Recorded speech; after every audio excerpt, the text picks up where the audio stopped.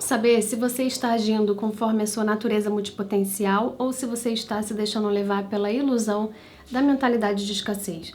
Que no início parece estar tudo muito coerente, está tudo fazendo sentido, mas que no fundo esconde uma raiz de falta, de negatividade, de escassez, né? É algo que remete a sentimentos de impotência, de você não pensar em abundância, não pensar em tudo que você pode fazer, todo o potencial que você pode alcançar. E aí você fica querendo monetizar todos os hobbies que você tem, todas as habilidades e interesses, querendo abraçar o mundo, fazer tudo ao mesmo tempo, e você acaba deixando um projeto que poderia se tornar um projeto sólido, sustentável, um negócio de fato de longo prazo, de longa data, para poder ficar fazendo esses, vamos botar aí, como a gente conhece no Brasil, né? Esses bicos, essas rendas extras, porque a gente fala, é uma oportunidade, né? Por que não? Tô fazendo aqui como um hobby, por que não monetizar? Fulana pediu uma encomenda, eu vou fazer. Na teoria, é tudo muito legal, muito bonito, porque, nossa, eu estou abraçando a minha natureza multipotencial. Eu posso fazer de tudo um pouco. Eu tenho interesses diversos. E na prática não é bem assim, né? Na prática você acaba atirando para todo lado e não consegue acertar o seu alvo. E eu nomeei este projeto como projeto âncora, então eu vou falar daqui pra frente que ele é o nosso projeto âncora, tá? Só pra gente poder entender, quando eu falar de projeto âncora, vocês já sabem que é aquele projeto que nos posiciona, é projeto que vai nos trazer renda, nos trazer um pouco mais de estabilidade, aquele negócio que a gente vai dedicar o nosso tempo, a maior parte do nosso tempo e energia para fazer acontecer. Toda a minha vida eu tive que lidar com a mentalidade de escassez. E muitas vezes me prejudicou em diversos âmbitos da minha vida, né? Não só no profissional. Mas, recentemente, eu tive uma situação que eu até já falei isso em algum vídeo aqui, que eu não me lembro qual, que quase assim me prejudicou, sabe? Só que como eu já tinha consciência do que era mentalidade de escassez, do que é pensamentos, né? Mentalidade de abundância, mentalidade de positividade, do manifestar coisas boas para nossa vida, de não ficar limitada e tal, que no caso é o contrário da escassez, né? Eu consegui identificar e rapidamente cortar o mal pela raiz. No segundo semestre do ano passado, eu defini que eu iria levar o YouTube a sério, como realmente um trabalho, com comprometimento, com constância, e eu faria disso um negócio. Eu ainda não sabia exatamente como, mas eu já tinha feito 2 negócios bem-sucedidos com o YouTube e eu queria continuar aí com essa habilidade que eu tenho, com essa experiência que eu tenho, né? Enfim, com toda essa bagagem que eu adquiri com 16 anos, criando conteúdo aqui pro YouTube. Eu falei, eu quero focar, porque é isso que eu sei fazer, eu posso ajudar outras pessoas também que querem percorrer essa jornada que eu percorri, ajudar com as dificuldades que eu tive e conseguir solucionar. E aí eu fixei nessa meta, eu construí um plano de ação e como eu posso monetizar isso, de que maneira, tem várias maneiras e etc.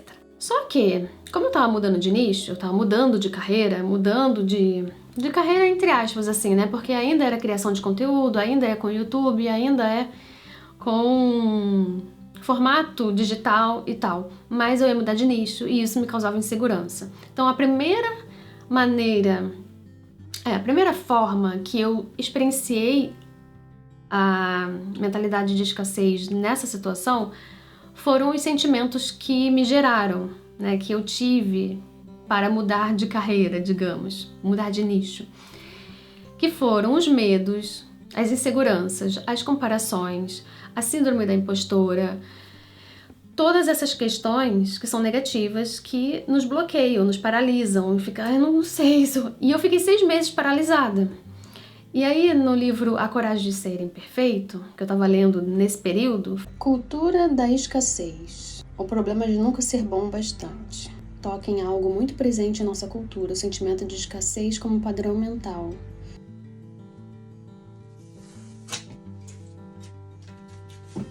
Fez com que assim, eu abrisse, enxergasse e lembrasse de de tudo que eu tinha em casa, de livros falando sobre isso, né? Tipo, o segredo, o poder, a magia, a lei da atração, etc, etc. Eu tenho um monte de livros sobre isso. E eu tinha deixado pra lá. Tava aqui só pegando poeira na minha estante. Eu não tava praticando tudo que eu aprendi. Há muito tempo, né? Desde 2009 ou 2008, que eu conheço sobre o segredo, toda essa maneira de enxergar a vida e tal. E muitas das vezes eu pratiquei isso, coloquei em prática, mas muitas das outras eu meio que esqueci. E daí eu pensei, eu não posso deixar isso tomar conta. E foi através dessa leitura da Brené Brown, né, da A Coragem de Ser Imperfeito, eu falei, não, então eu estou agindo com escassez, isso não pode acontecer, eu não posso ficar assim travada, com medo e etc. Aí eu já comecei a tentar buscar outra perspectiva, tentar mudar um pouco a minha mentalidade, os meus pensamentos, né? E os pensamentos, eles geram as emoções, e as emoções negativas são pensamentos negativos, então a gente tem que saber dosar isso. Não tem como eliminar da nossa vida, porque faz parte da nossa essência, né? A gente tem que ter medo, não tem como eliminar completamente, mas a gente tem que saber aonde realmente é um risco, aonde é exagerado, é algo que a gente está meio que criando na nossa cabeça. Essa foi a primeira situação de escassez que eu tive. A segunda situação foi algo mais prático, que tem a ver com essa coisa do monetizar hobby, de querer abraçar o mundo, de renda extra, oportunidade, essa mentalidade mesmo de achar que, ai, se eu não pegar, outra pessoa vai pegar, e eu tô falando não para dinheiro, não, imagina, não posso falar não para dinheiro, tem que, sabe, falta de estratégia, impulsividade, querer fazer tudo ao mesmo tempo. E minha natureza multipotencial, eu posso, porque se eu tenho habilidade, eu paguei pra ter essa... No caso, né, eu paguei pra fazer curso de cosmético, por que não aceitar uma encomenda de cosmético? Se eu tô fazendo pra mim, por que eu não posso aceitar uma encomenda de fulana, de ciclana, de não sei quem? Aí que tá, né, na teoria, o que tem? Não tem problema nenhum, você tá fazendo pra você, por que você não faz pra uma vizinha, pra uma amiga, ou o que quer que seja?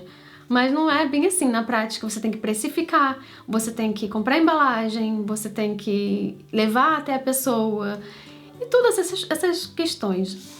E aí eu comecei a aceitar a encomenda nesse período e eu falei, não, eu não posso. E você não deixa essa coisa florescer, né?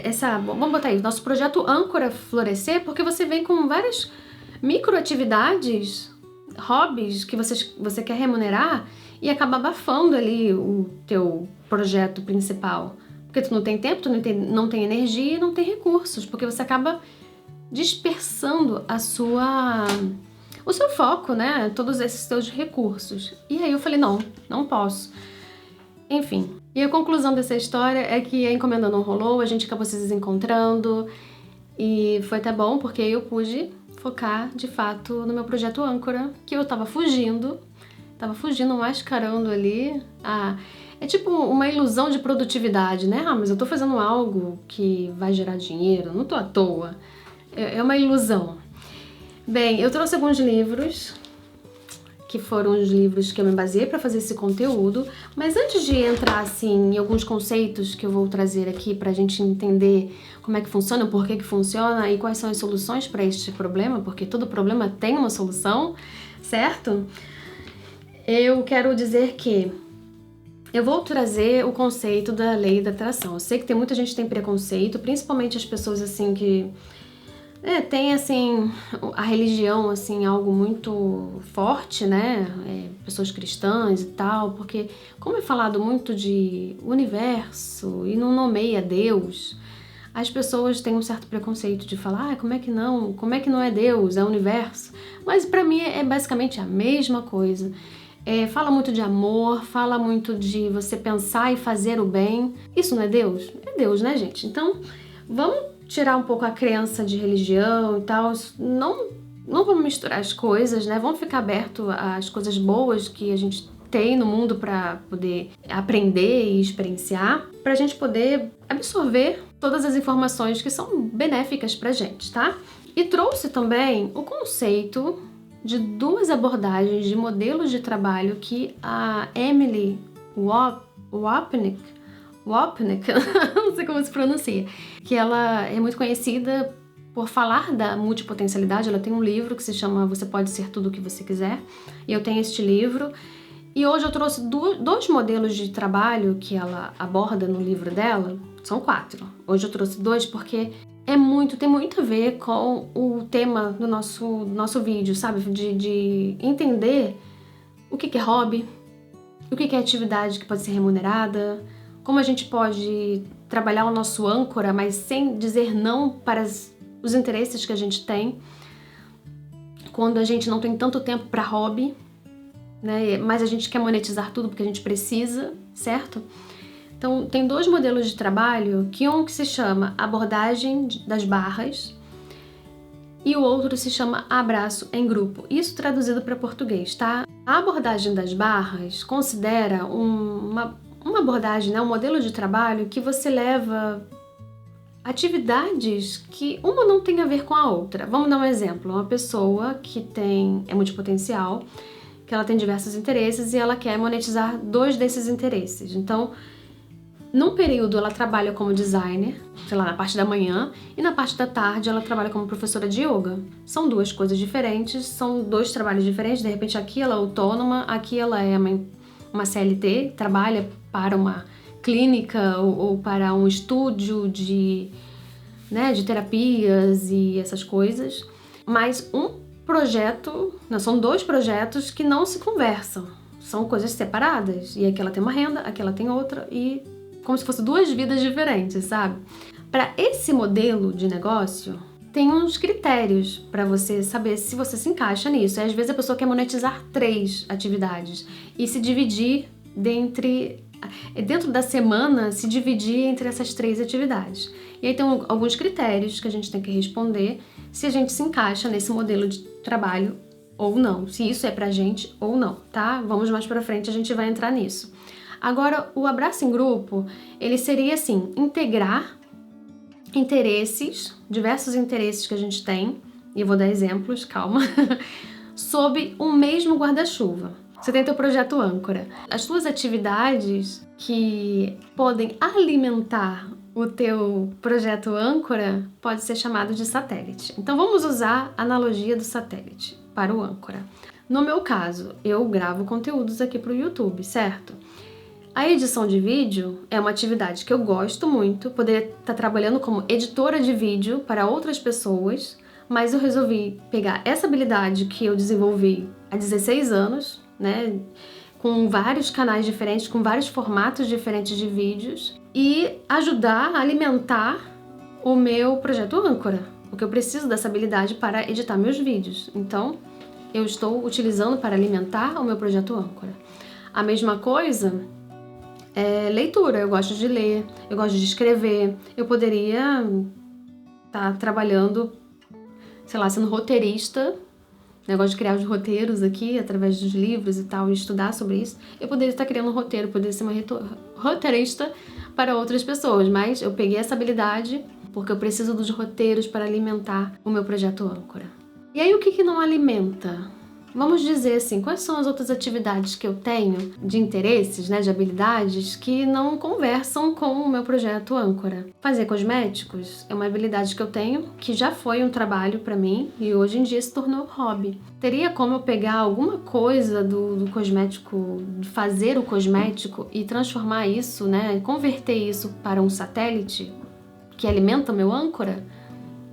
Não vejo nada da prática do cosmético que eu possa trazer para o meu dia a dia aqui do meu trabalho. Tem outras questões, tipo assim, o que me faz gostar muito de fazer cosmético é toda a atmosfera que eu crio para criar o cosmético.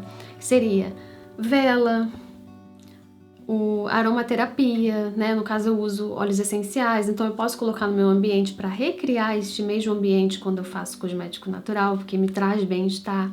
Eu posso, quando eu estiver editando ou criando meus roteiros, eu posso colocar a musiquinha que eu geralmente coloco quando eu estou fazendo os meus cosméticos naturais. Posso recriar a atmosfera, criando momentos mágicos que me trazem essa sensação de bem-estar e que me fazem gostar de estar fazendo os cosméticos naturais. Uma das coisas, né? Porque não é só isso. E aí eu puxo um pouco do meu hobby para o meu trabalho. Mas o hobby não, né? A atividade em si, ela fica como um hobby e não como um satélite para o meu âncora. Por quê? Porque não alimenta diretamente o meu trabalho. É entender que há esses dois modelos de trabalho que você pode escolher, qual deles se encaixa melhor na sua realidade, faz com que a gente entenda estrategicamente como a gente vai agir para que a gente não queira monetizar todos os hobbies, para que a gente não queira abraçar o mundo, achando que isso tudo é multipotencialidade, né? E aonde que entra aqui a mentalidade de escassez? A gente precisa entender qual é a raiz do porquê que a gente pensa assim. Por que a gente quer monetizar tudo? Por que a gente acha que todos os nossos interesses precisam se tornar trabalho? Porque a gente tem uma crença, né? Uma crença limitadora, aqui tá escrito, crença limitadora, que é um pensamento repetitivo que lhe ocorre sistematicamente sem parar. Quando os seus pensamentos consistem numa crença limitadora, você fica constantemente emitindo uma vibração negativa. Essa vibração impede que você atraia o seu desejo. A frase "eu tenho que trabalhar duro para conseguir dinheiro" emite uma vibração de falta e esta o impede de obter o que você quer. E aí ele fala, como identificar suas crenças limitadoras? Eis uma forma simples de identificar suas crenças limitadoras. Elas são geralmente encontradas depois de você pronunciar a palavra porquê, como na frase, não posso porque... eu gostaria de escrever um livro, mas não posso porque só estudei até a 8ª série. Gostaria de abrir o meu próprio negócio, mas não posso porque estou velho demais para isso. Neste livro aqui, também fala sobre dinheiro, tem um capítulo somente dedicado a isso, e fala sobre as afirmações que a gente acaba ouvindo quando criança, quando adolescente, e a gente leva isso para a vida adulta, que seria ter muito dinheiro significa trabalhar duro, não podemos nos dar a este luxo, se a oportunidade vem a gente tem que agarrar, a gente não pode dizer não para dinheiro, né, como se fosse isso. E aí a gente acaba dizendo sim, sim, sim, abraçando tudo, sem estratégia, sem analisar antes, né, o que é pra gente, o que não é pra gente, o que seria apenas hobby, o que seria de fato um trabalho.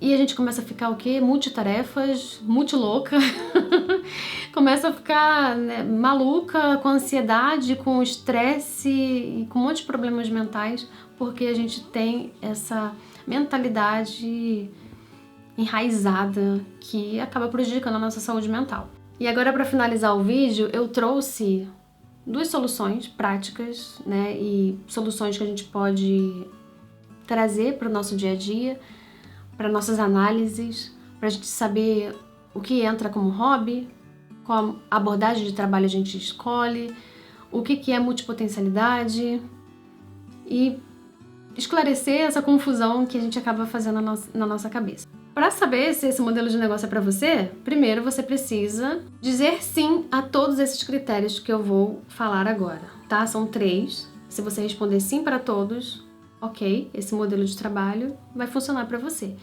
Vamos para as 3 perguntas. Eu consigo separar um tempo fixo toda semana para cada projeto sem ficar furando? Sem um projeto entrar no tempo do outro? Sem eu furar com o cliente? Sem eu ultrapassar os limites, né, dessas atividades? A segunda pergunta. Dá para manter um ritmo legal e fazer bem feito sem viver na correria apagando incêndio? Então você vai responder sim ou não.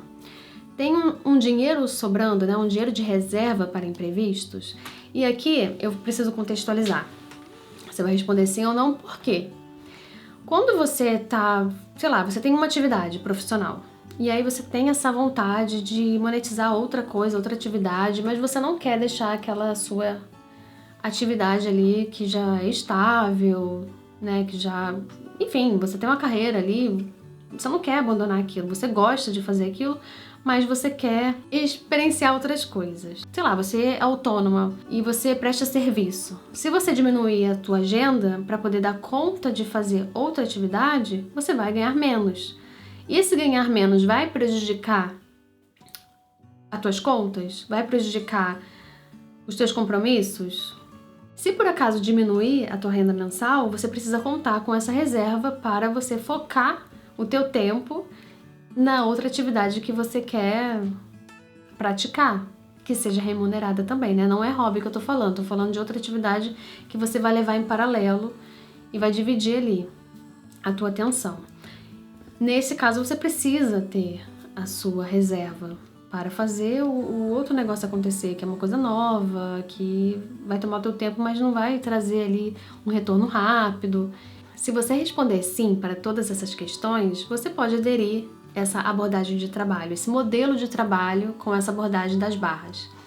Se tiver menos que 3, né, se não for gabaritada todas, tiver alguma que tu fala, não, isso daí não vai rolar, é melhor você aderir o abraço em grupo, abraço em grupo, que possui o projeto Âncora com seus satélites e, eventualmente, você faz o seu hobby por uma questão de se energizar, né, pelo seu bem-estar, pela sua saúde mental, porque a gente precisa ter os nossos hobbies, é importante. Você não pode só viver para ficar trabalhando, ou só pensar em dinheiro, ou só ficar cuidando de casa, cuidar de filho. Você precisa ter esse momento para você, porque você vai trabalhar sua criatividade, você vai espairecer sua cabeça, isso é importante. Agora temos um teste para a gente saber se uma atividade vai se tornar âncora, se vai ser aquele projeto principal, se vai se tornar um satélite, que é apenas uma ferramenta para alimentar o teu projeto principal, sem você dizer não, né? Sem você abandonar aquela atividade que você gosta, que é uma maneira de se expressar, ou uma maneira de você criar alguma coisa, né? Uma maneira criativa que você gosta no seu dia a dia de estar ali perto daquela atividade, ou se vai ser somente um hobby, uma coisa de final de semana, algo que você faça assim esporadicamente. Claro que esse teste não vai ser o que vai definir, mas é só para você ter um norte, assim, de tem grandes possibilidades, sabe? Só para dar uma clareada na cabeça. Então, o teste é um teste REC, que é um acrônimo para resultado, energia e crescimento. Você vai avaliar se essa atividade ela tem um grande potencial de resultado. Será que tem um mercado para isso? As pessoas estão interessadas nessa atividade? Pagar por isso? Então, tem grandes chances de ter um resultado. Aí você vai dizer, sim. Ah, não tem mercado para isso. É uma coisa muito específica, é uma coisa que eu gosto, mas assim, de mercado, quando eu estudo mercado, isso não tem grandes chances de dar resultado financeiro. Então, descarta. Energia. É muito importante a gente saber se aquilo está drenando ou está nos energizando. Vou dar um exemplo. Quando eu faço cosmético na minha casa, para mim, para minha família, é um momento de bem-estar, é um momento terapêutico. E pra mim me energiza muito. Agora, quando eu fui inventar de aceitar encomendas lá em 2022 e eu aceitei várias encomendas de muitas seguidoras, eu fiquei louca e aquilo me drenou de um jeito que eu falei, eu não quero fazer isso pra mim. Tipo assim, a produção é muito cansativa, aí leva no correio, embala tudo, e todo esse cuidado pra não quebrar, não sei o que, embalagem, provedores, é muito cansativo pra mim, então o que era hobby, o que era terapêutico, acabou drenando a minha energia. Então, quando eu monetizei, não deu certo. Então, esse é um critério que você vai avaliar para saber se isso entra como um hobby ou se isso vai ser um satélite ou se isso vai ser um âncora, né? O crescimento isso está direcionado para o meu objetivo, isso tem a ver com meus valores, com meus princípios, com o que eu quero para minha vida, é uma coisa que eu vejo eu fazendo por muitos anos, tem grandes chances de crescimento, tanto pessoal, espiritual, profissional. Isso vai me levar para o caminho que eu quero, para a direção que eu quero? Primeiro você precisa saber qual é a direção que você quer, né? Qual é o que você quer da sua vida. Aí autoconhecimento, todas essas análises que a gente tem que fazer em relação à nossa vida, o que a gente quer profissionalmente. E aí, se você responder sim para todos esses, tem grandes chances de ser o teu projeto âncora.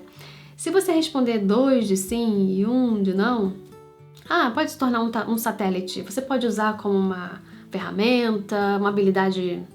Eu sou uma pessoa criativa, eu gosto de trabalhos manuais, mas eu quero trabalhar com, não sei, alguma coisa que seja de educação. E aí você vai tentar trazer essa forma de explicar, de educar criativamente, manualmente. Eu conheço canais assim, inclusive, né, que fala sobre marketing, sobre criação de conteúdo, mas que usa trabalhos manuais para poder expressar o que quer passar para os seus seguidores, para os seus clientes, etc. Então, usa como satélite, né? Não vai trabalhar com trabalhos manuais em si, mas é uma maneira de se expressar. Se você responder um só de sim, pode ser que ele seja apenas um hobby, né? Não preencha todos os requisitos que você precisa para poder, de fato, ter ele ali como um âncora. E outra questão aqui é também a mentalidade que a gente tem em relação aos nossos hobbies. Porque a gente vem com essa mentalidade de que é tudo muito difícil, a gente não pode se dar o luxo, não sei o quê. A gente coloca o hobby como algo pesado, algo que a gente sinta culpa, que a gente não pode estar fazendo. Imagina, tem tempo para hobby? Hobby é para privilegiados. E a gente acaba querendo remunerar os nossos hobbies para justificar o porquê que a gente está fazendo aquela atividade. Isso acaba sendo uma mentalidade de escassez porque gera culpa por estarmos aproveitando o nosso tempo de qualidade, por estarmos cuidando do nosso autocuidado, né, do nosso bem-estar. A gente precisa de tempo de lazer, a gente precisa de hobbies. A gente não precisa monetizar todos os nossos hobbies, todos os nossos interesses e habilidades. A gente precisa se permitir identificar que isso vai ser para o meu lazer. Eu mereço ter o meu lazer.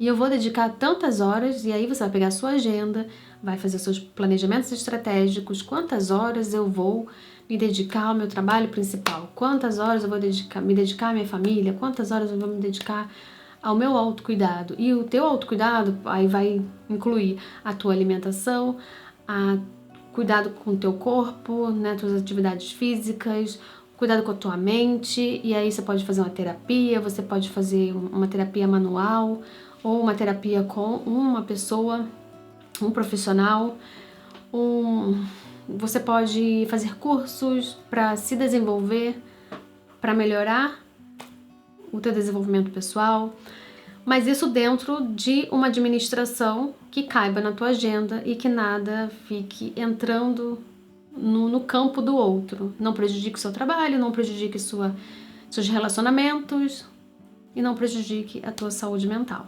Comente aqui nos comentários se você quer um vídeo sobre isso, sobre quando não transformar uma atividade que você goste em algo remunerado, quando que você deve somente ter os seus hobbies, em que momento você tem seus hobbies e quais são os benefícios de ter um hobby e quais foram as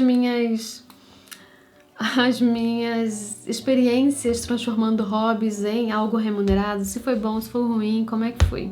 Se você quiser esse vídeo, escreva aqui pra mim. Enquanto isso, eu vou deixar outros vídeos aqui que tenham a ver com este tema da multipotencialidade, mentalidade de escassez e tudo isso para que você possa assistir enquanto o próximo vídeo não vai ao ar, e a gente se vê no próximo vídeo.